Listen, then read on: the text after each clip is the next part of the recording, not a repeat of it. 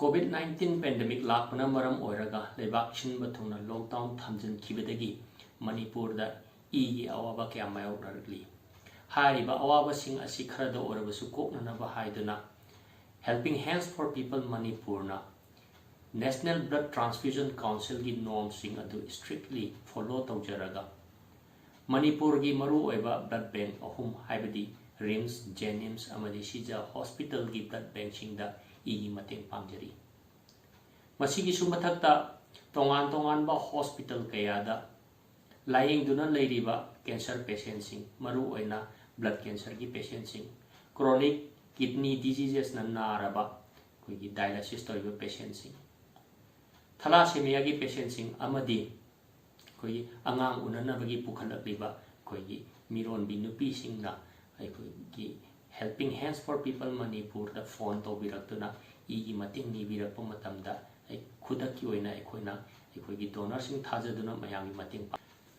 voluntary blood donors ama oiba haibase araiba thabakti natte kuttayi tum tinduna ishata yaujariba I adu ekoigi mari mata suna taba ekoi imung manung suna taba patient kya asigi damakta katholagi haiduna songthok charakpani masigi sumathakta lockdown laikibina maram oraga thau phongnadabadagi awaba maraksida koigi own expense da mayami mating pang lurage haidana tapjabani masida natana ekoina piba chatpa matamda su koigi hariba donor sing asida COVID-19 asi longnarapa yabagi othokpa kaya amasu leiri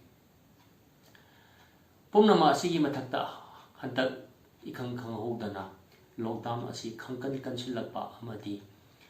curfew pass mayam loinama cancel tawkhibana maram oraga koigi voluntary blood donor sing asida khudong chadaba kya mayoknare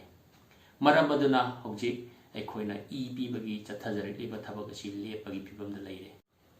ana layingi thabak asi essential service ni hai masiga mari lenaba thabak khudima curfew relaxation pibiri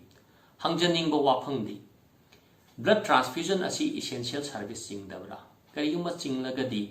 voluntary blood donor sing asigi free movement pifam thok dabra haibasini matang sida thamjaning wafamdi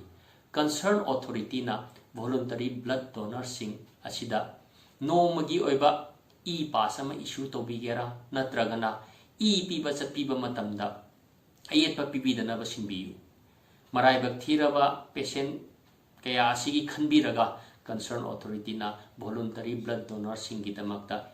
alternative arrangement ama tobiyu amadi Helping Hands for People Manipur na ngasi phauta changchan jarakliba miyambu mateng pangbagi thabak asi makha tahanbada mateng pangbiyu haidana